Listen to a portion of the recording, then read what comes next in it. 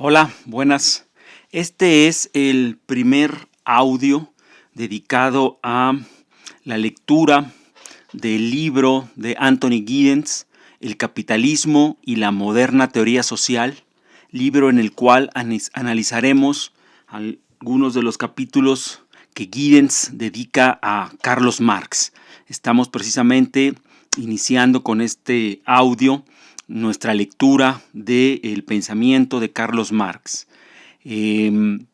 Vamos a arrancar con este primer capítulo de Anthony Giddens titulado Los escritos del joven Marx. En este audio ofreceré una guía de lectura para subrayar aquellos aspectos del capítulo que me parece muy importante que observen, que lean, que revisen, que reflexionen y que los tomen como materia prima para nuestro futuro segundo parcial. Voy a enunciar, a remarcar como guía, como eje de lectura, 6 aspectos del capítulo. El primer aspecto lo titularé mirada colectivista. La mirada de Marx de la realidad y la mirada epistémica y metodológica con la que Marx va a crear su teoría social es una mirada colectivista. En la página 32, es decir, en la segunda página del capítulo que leyeron, ustedes pueden encontrar una cita de Marx donde pueden leer lo siguiente. El bien de la humanidad, nuestra propia perfección. No hay que pensar que estos dos intereses se oponen entre sí. Para Marx no hay ninguna oposición entre lo que sería el bien individual y el bien de la humanidad o el bien social o el bien colectivo. Por eso hablamos de una mirada colectivista. Hay que decir que Marx en muchos aspectos de su teoría abreva de Aristóteles. Marx es un neoaristotélico, conocía a la perfección a Aristóteles y hay mucha influencia de Aristóteles en esta mirada comunitarista o colectivista. Termino la cita leyendo lo siguiente. La naturaleza del hombre solamente le posibilita alcanzar su plenitud mediante el esfuerzo por la perfección y el bienestar de su sociedad. Lo mismo, no hay oposición entre la perfección individual y la perfección social, entre el bienestar privado y el bienestar común, colectivo, societal. Ese primer aspecto que pueden ustedes encontrar en esa cita que acabo de aludir, es muy importante que no lo pierdan de vista porque es una premisa epistémica, metodológica, teórica de la construcción de Marx. Luego dice, segundo aspecto que me interesa mencionar, lo que Giddens reseña como la influencia de Feuerbach sobre Carlos Marx. Esta influencia de este autor, en nuestro autor, en Carlos Marx, se ve tanto en el estudio crítico de la filosofía del Estado de Hegel. Hay un libro de Hegel muy famoso, La filosofía del Estado, y hay una aproximación crítica de Marx, un escrito crítico a esa filosofía hegeliana de 1843, en donde en ese estudio, en esa aproximación, se puede observar la influencia, la huella de Feuerbach. Y también se ve, segundo libro que menciona Giddens, en los famosos manuscritos económicos y filosóficos de Carlos Marx de 1844. Con estos dos textos podemos explicar por qué este primer capítulo se titula Los escritos del joven Marx. En Carlos Marx, los reseñistas, los estudiosos, los intérpretes de Marx han convenido en hacer esta división entre aquellos estudios de un joven, de un Marx muy joven, de una primera etapa de su producción en donde se van a encontrar aspectos como los que voy a mencionar ahora. Después los intérpretes suelen también convenir en que vendrá después una etapa de un joven maduro donde, sin perder del todo los rastros de esa primera etapa juvenil, los acentos sí se decantarán en otro sentido. Esa influencia de Feuerbach, estamos hablando de nuestro segundo punto, acabo de mencionar que se menciona esa influencia en estos dos libros que ya cité, Si tuviéramos que resumir temáticamente, es decir, conceptualmente, en qué se muestra esa influencia de Feuerbach en esos dos primeros libros, diríamos, y esto lo pueden encontrar ustedes en la página 34 y 35 del capítulo que leyeron, esa influencia se muestra en el tránsito del idealismo al materialismo. A eso nos referimos cuando Marx, siendo un brillante estudioso de Hegel, gracias a la influencia de Feuerbach y a otras influencias, llevará a Hegel hacia un terreno que no era el propiamente hegeliano. El terreno hegeliano era el terreno de las ideas, del idealismo. Marx lo llevará al terreno de la materia, del materialismo. ¿Qué quiere decir eso? Por ejemplo, si ustedes revisan las últimas dos líneas de la página 34 y luego continúan hacia la página 35, ahí se menciona lo siguiente. En la esencia del cristianismo y otros escritos que siguieron, Feuerbach pretende invertir las premisas idealistas de la filosofía de Hegel, afirmando abruptamente que el punto de partida del estudio de la humanidad debe ser el hombre real, el que vive en el mundo material, en el mundo real. Ahí estamos hablando de ese giro, de ese tránsito de una anterior premisa hegeliana que planteaba que el mundo real era el mundo de las ideas, el mundo del idealismo, hacia un nuevo giro que plantea que el mundo real es el mundo de la materia. Y eso tiene una consecuencia muy importante. Chequen la siguiente frase. El ser, es decir, la existencia, precede al pensamiento en el sentido de que la reflexión de los hombres sobre el mundo no es anterior a su actuar en él. El pensamiento procede del ser, no el ser del pensamiento. Esto es muy importante que lo reflexionen porque aquí se ofrecen dos perspectivas teóricas, no solo para comprender la conceptualización de Marx o de cualquier otro autor, son perspectivas teóricas sumamente importantes para que incluso ustedes se pregunten cómo se imaginan que es el mundo, cómo ustedes se representan el mundo. Hay dos opciones. Una, el pensamiento precede al ser. ¿Qué quiere decir el pensamiento precede al ser? Esto quiere decir que independientemente de las condiciones reales, materiales y sociales de vida de una persona, esa persona puede desarrollar cualquier tipo de ideas porque no se encuentra determinado por su situación real, concreta, social, específica, material.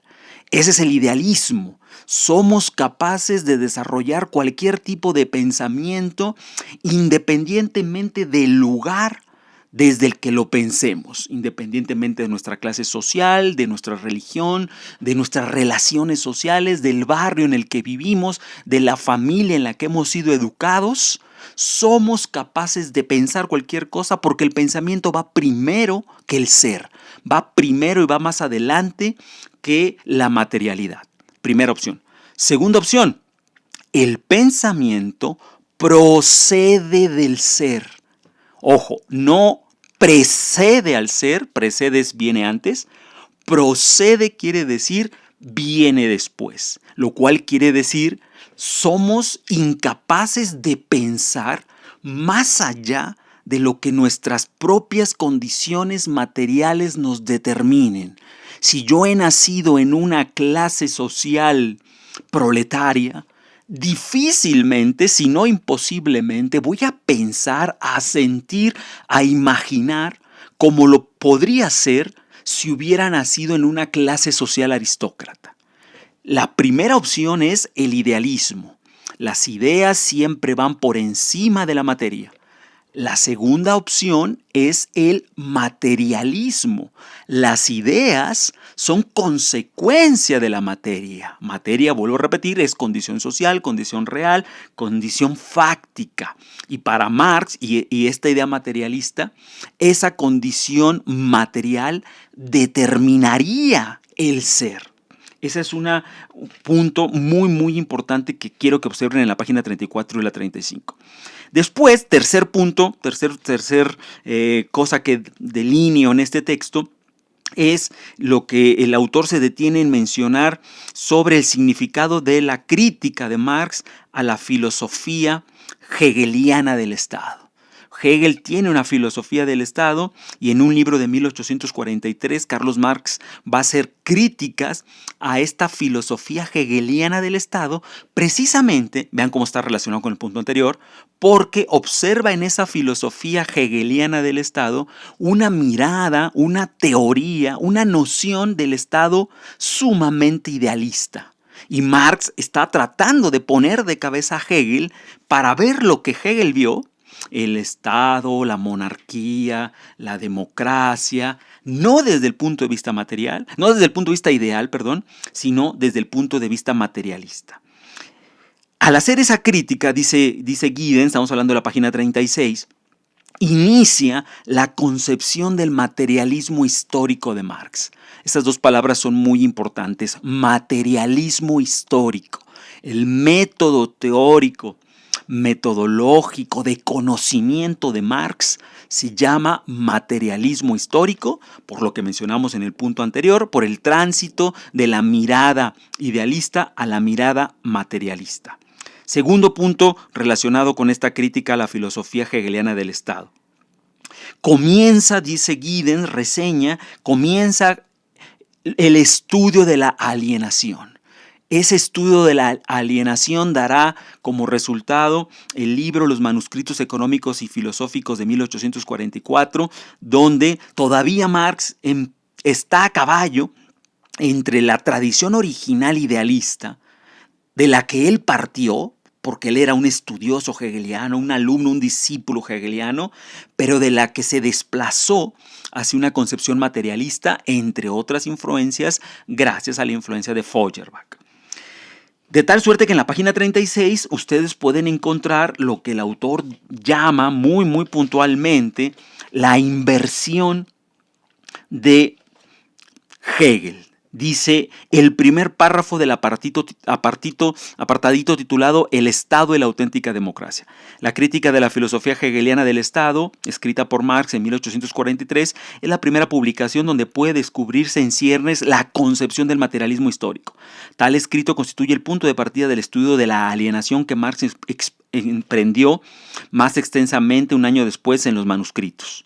Por medio de un riguroso análisis, Marx invierte a Hegel a la manera de Feuerbach. Por inversión nos referimos a esta idea de cambiar el punto de vista de análisis desde el idealismo hacia el materialismo. Y esto va a permitir que la concepción de Marx del Estado sea una concepción no solo diferente, sino crítica de la concepción de Hegel. Página 37. Dice en la página 37 lo que voy a leer.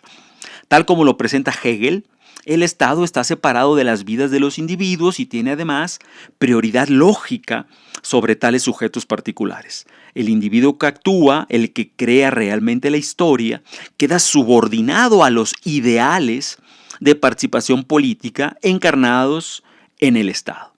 Feuerbach ha mostrado, prosigue Marx, que el Estado es una forma alienada de la actividad política y da cuerpo a unos derechos universales que son tan efímeros como el mundo idealizado de la religión. Pero, recalca Marx, en los estados existentes la participación general en la vida política es el ideal, pero la prosecución de intereses particulares es la realidad. Esto último que acabo de leer, compárenlo con lo que leí antes.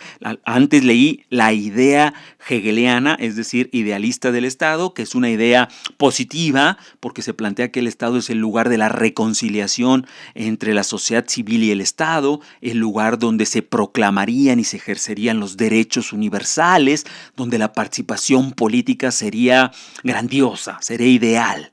La crítica que le va a hacer a esa concepción del Estado que tiene Hegel, la crítica que le va a hacer Marx es, desde el punto de vista materialista, en ese Estado no hay ninguna reconciliación universal de los derechos y lo que se plantean como derechos universales en realidad son derechos particulares de una clase social que ha creado unos derechos que le benefician, pero para mantener y ahondar su dominación, se hace creer que esos derechos serían universales, es decir, serían para el beneficio de todos, cuando en realidad son derechos que en lugar de ser universales, lo contrario a universales son derechos particulares. Esa concepción de Marx refleja su mirada, por un lado, materialista, porque está viendo que en la realidad, más allá de los reglamentos, de las normas, de las leyes y de los principios, en la realidad no todas las personas gozan de los mismos derechos, no todas las mismas personas se ven beneficiados por esos mismos derechos.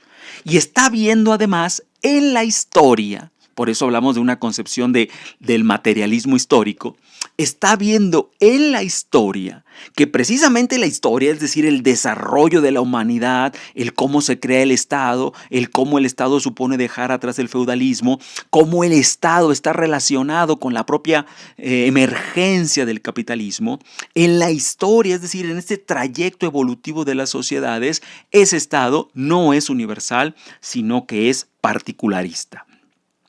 Cuarto punto a resaltar, lo que podemos llamar ahora la crítica de Marx a la filosofía del derecho de Hegel. Y aquí nos vamos a encontrar con dos puntos, estamos en la página 41 y 42. Antes de llegar a esos dos puntos, una consecuencia que se desprende de lo anterior. Si acabamos de decir que la crítica del materialismo histórico de Marx a la postura idealista de Hegel le hace ver y plantear que el Estado no es esa figura idealizada, no es ese lugar de reconciliación universal de todos los intereses y de todos los conflictos, una cosa que se desprende ahí, está junto con pegada, es que las normas, los principios, las reglas, para Marx serían un reflejo de intereses particulares. Eso ya lo dijimos. Por lo tanto, ahora podemos resumir: normas, leyes y principios son el derecho que el Estado idealizado Marx critica, porque ve que ese derecho, en lugar de realmente ser universal, es un derecho en beneficio de solo ciertos grupos. Es más, que es un derecho creado por esos grupos precisamente para favorecer su hegemonía, su control.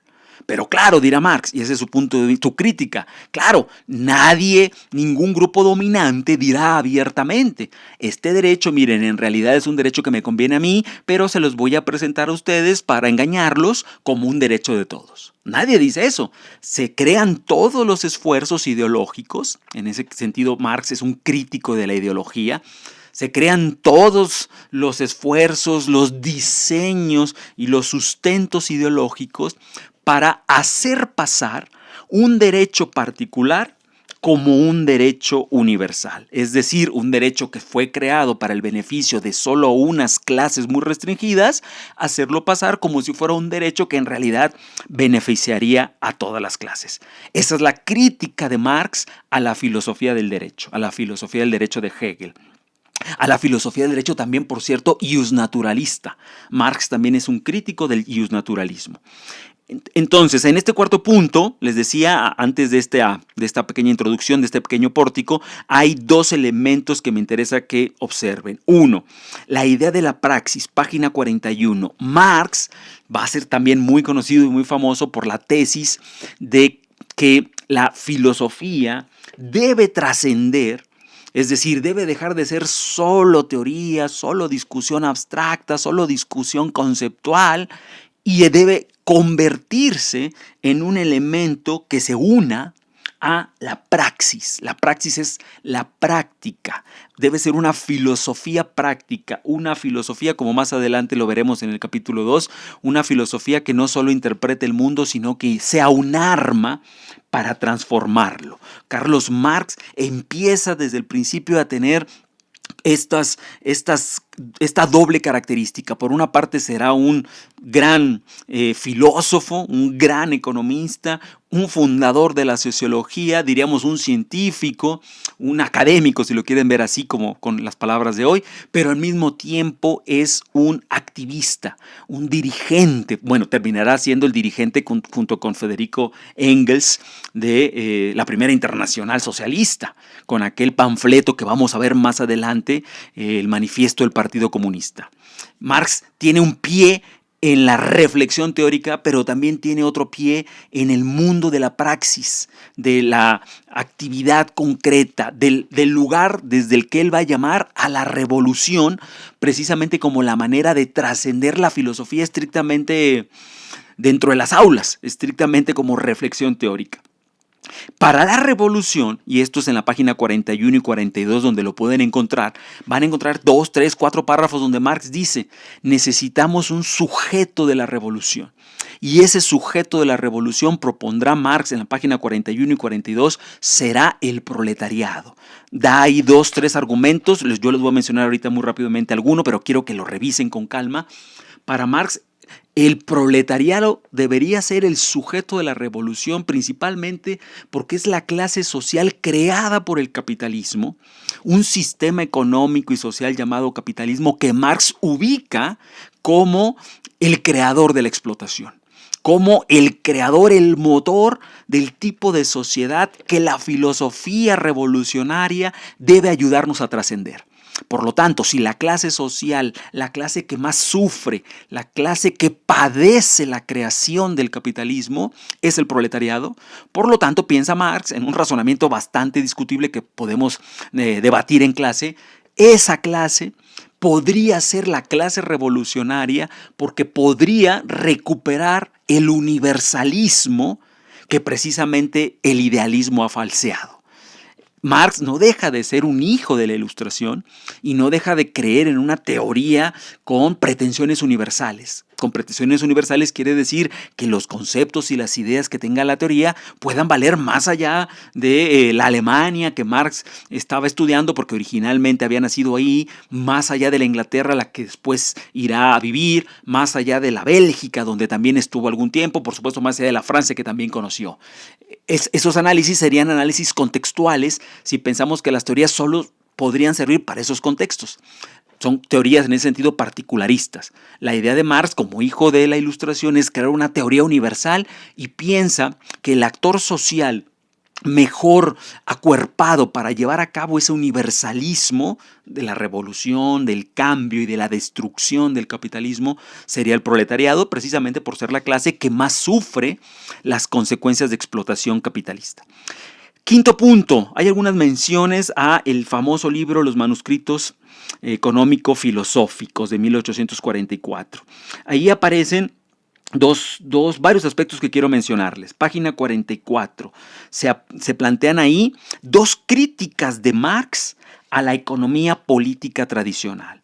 En su libro Los manuscritos aparecen estas 2 críticas que el autor menciona en la página 44, tercera línea, le llama 2 reparos, ¿no? 2 críticas, 2 reproches, dos maneras de decir que la economía política tradicional está equivocada. La primera de ellas dice, el primero se refiere a que suponen, página 44, el primer párrafo, a que suponen los economistas políticos tradicionales que las condiciones de producción características del capitalismo pueden atribuirse a todas las formas de economía. La realidad, sin embargo, indica Marx, es que la formación de una economía de intercambio es el producto de un proceso histórico. Y el capitalismo es un sistema de producción históricamente específico. Lo que quiere decir Marx con esta idea que continúa, solo extraje esto, en la página 44 la pueden ver desarrollada, es que un error de la economía política tradicional es plantear que el capitalismo es algo así como natural, como el desarrollo natural, inevitable, universal, que sería una forma de organización de la sociedad que se daría natural y evolutivamente en todos los lugares. Y Marx dice, eso es olvidar la historicidad. Recuerden cómo en este curso hemos hablado mucho de la historia y la historicidad. La historicidad quiere decir, no es cierto que la humanidad estuviera destinada al capitalismo. Lo que pasa es que el capitalismo es una forma concreta e histórica de producir y distribuir la riqueza que en algunos países se ha asentado. Pero si es histórica, quiere decir, no existió desde Adán y Eva, nació en algún momento, su nacimiento obedeció a ciertos factores históricos, y si eso es así, eso también podría implicar que no necesariamente es la última forma económica que pueda haber, porque precisamente por ser histórica puede nacer, puede evolucionar, puede tener un punto de auge, de gran apogeo, pero también puede después tener una crisis, un eclipse, y Marx soñaría, escribiría, desearía un punto de desaparición, un punto de eclipse. Entonces, primer elemento, no es cierta la naturalidad, algo así como el destino manifiesto, obligatorio, fatalista del capitalismo. Segundo punto, la segunda suposición engañosa de los economistas considera que las relaciones puramente económicas pueden tratarse en abstracto. La economía pretende reducirlo todo a lo económico y elude todo lo que no pueda tratarse en estos términos. Página 45. Todos y cada uno de los fenómenos económicos son al mismo tiempo fenómenos sociales y la existencia de un determinado tipo de economía presupone un determinado tipo de sociedad. Todo esto se desarrolla en la página 45. Me ahorro de leerla, ustedes la han leído y simplemente resalto lo que quiere decir Marx cuando plantea. Los economistas se equivocan al plantear que el modelo de producción económica se puede plantear en abstracto. En abstracto hay un modelo teórico, hay unas fórmulas incluso matemáticas y esto podría exportarse a todas las sociedades porque funciona abstractamente en todos los lugares de manera exitosa. Y dice Marx, no, las formas económicas son formas sociales, es decir, se producen dentro de determinada sociedad e implican ciertos condicionamientos y ciertas correlación de fuerzas. Por ejemplo, en un lugar donde los capitalistas, los empresarios, tengan una correlación de fuerzas, sean más fuertes que los trabajadores, los proletarios, los que van a dar origen a los sindicatos, ahí, si la correlación de fuerzas favorece a los capitalistas, el tipo de capitalismo que tengan, digámoslo así, será capitalismo 1, un tipo específico de capitalismo porque esa fue la correlación de fuerzas. Pero si en otro lugar, por ejemplo, porque en ese otro lugar no están las mismas fuentes de riqueza, porque la revolución industrial no se dio pronto, porque a lo mejor incluso ni siquiera tienen los recursos de orden natural, son naciones o países donde no hay demasiados ríos, donde no hay ciudades ya urbanizadas, donde la economía histórica e inercialmente sigue siendo más agraria, ahí la relación trabajo-capital será diferente y por lo tanto tendremos un capitalismo 2. Cuando historizamos es vamos a ver las condiciones históricas de cada nación, ahí estamos rompiendo con la lógica que Marx critica, la lógica de la abstracción. En todos lados esta fórmula sigue. Mire, si usted quiere tener riqueza, aquí tiene la receta, llévela para todos lados. Entonces, esa es la segunda crítica. Luego, entre la página 45 y 47, aparece el concepto de alienación muy importante. Página 45 y 47, un concepto en el siguiente capítulo Marx se volverá a detener, pero que es muy importante que ustedes vayan revisando cómo en el capítulo 45, en la página 45, ustedes pueden encontrar en el último párrafo de la página 45, el inicio de esta reseña que Giddens hace del concepto de alienación de Marx. Dice Giddens, el análisis que hace Marx de la alienación en la producción capitalista parte de un hecho económico contemporáneo, que es también una formulación temprana de un tema que desarrollará con detalle en El Capital, su famoso libro El Capital. El hecho de que cuanto más avanza el capitalismo, tanto más se empobrecen los trabajadores. Sigo leyendo, pero retengan eso, el hecho de que cuanto más avanza el capitalismo, más se empobrecen los trabajadores. El punto principal del estudio de Marx es que en el capitalismo, el trabajador en persona corre la misma suerte que los objetos materiales producidos, exactamente igual como los trata a nivel puramente teórico la economía política. El trabajador, paso a la página 46, se convierte en una mercancía, tanto más barata cuanto más mercancías produce. La desvalorización del mundo humano crece en razón directa a la valorización del mundo de las cosas. La alienación del trabajador, segundo párrafo de la página 46, la alienación del trabajador en la economía se basa en esta disparidad entre la fuerza productiva del trabajo, que crece incesantemente con la expansión del capitalismo, y la falta de posibilidades por parte del trabajador para ejercer un control sobre los objetos que produce. Sí, podría seguir leyendo, pero me interesa que ustedes revisen cómo en la página 45 y 47 se plantean estas ideas. Alienación quiere decir entonces una relación de producción donde el productor de la riqueza, el trabajador, conforme más riqueza material produce, más se empobrece él. Uno, porque el salario que gana se disminuye proporcionalmente a la riqueza que genera para el empresario. Número dos, porque en este sistema el trabajo se mercantiliza. El trabajador corre la misma suerte que las mercancías que producen, las máquinas, las mercancías, lo que ustedes quieran, el algodón, el telar, lo que quieran, el carbón, algo se produce, eso es una mercancía. Pero en este sistema, el trabajo humano, que en el sistema anterior, el trabajo feudalista o más atrás el trabajo de autoconsumo, no era una mercancía, el capitalismo convierte en mercancías todas las materias primas para producir riqueza. La tierra, el agua, el trabajo se convierten en materia prima. El humano se cosifica, se convierte en un apéndice de la máquina, en una famosa expresión de Marx, ¿no? Esta es la idea de Marx de la plusvalía. El trabajador produce una riqueza de la cual el empresario le extrae la mayor parte.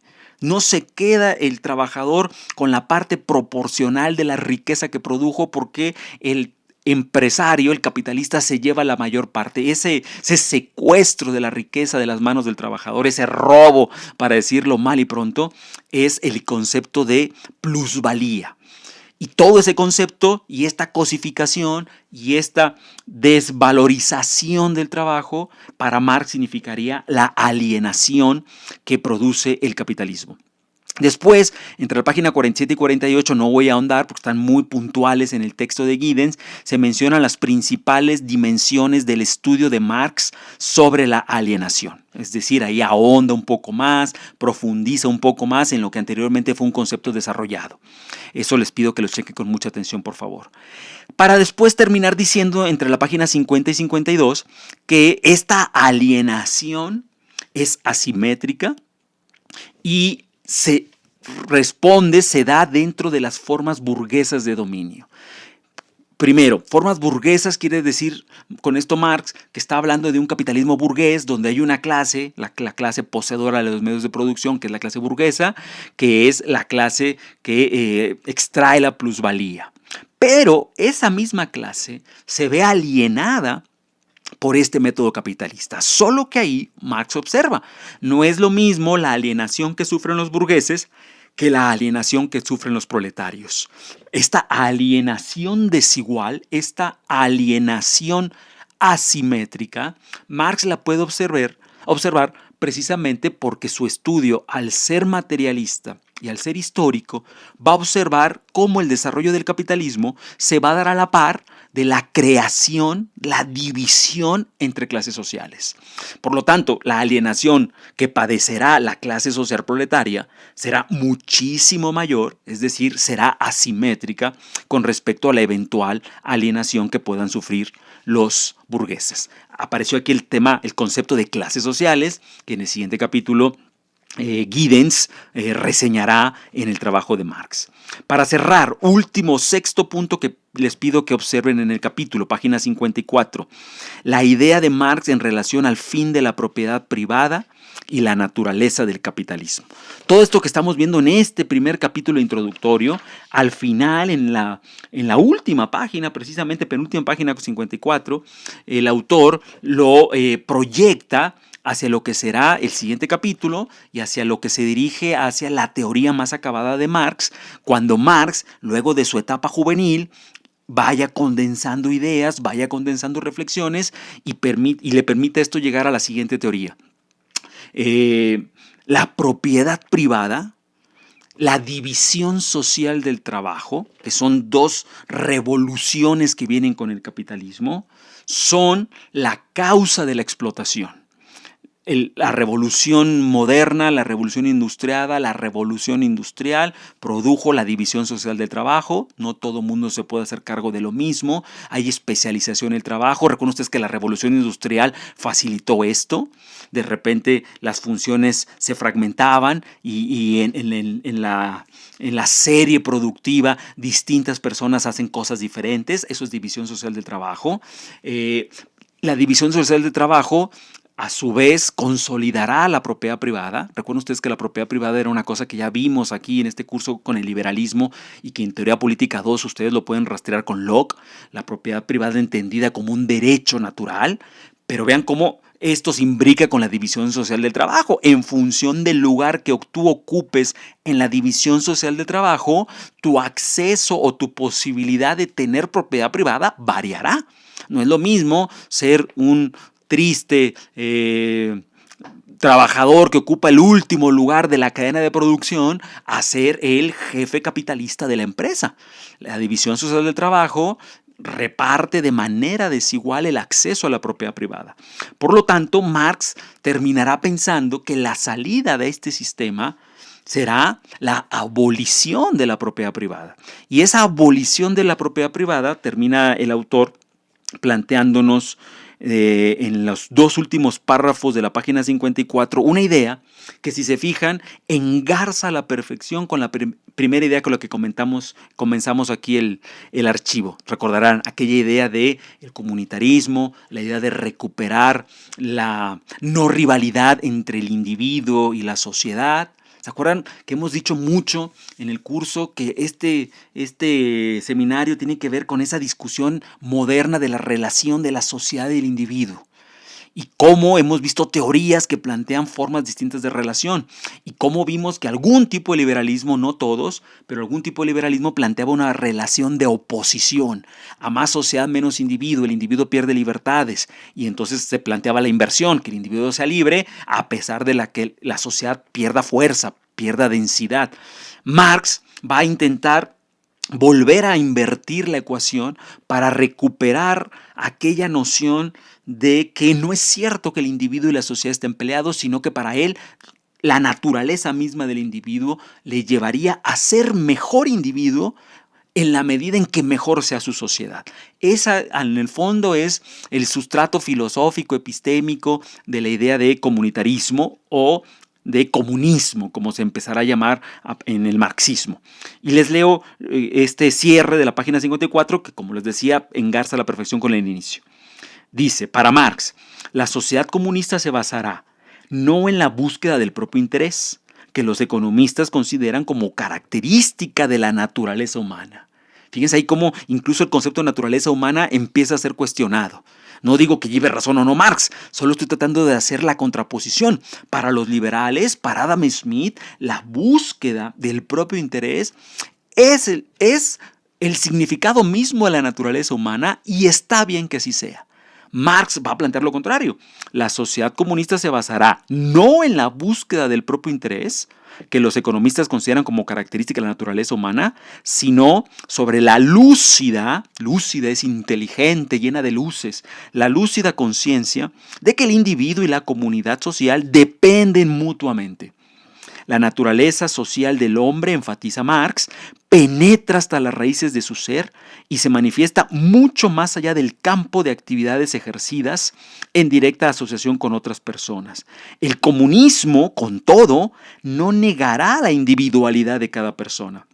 Al contrario, el significado global del estudio de Marx es que la sociedad comunista permitirá, de una manera que no es posible bajo los sistemas de producción anteriores, la expansión de las capacidades y potencialidades de los individuos.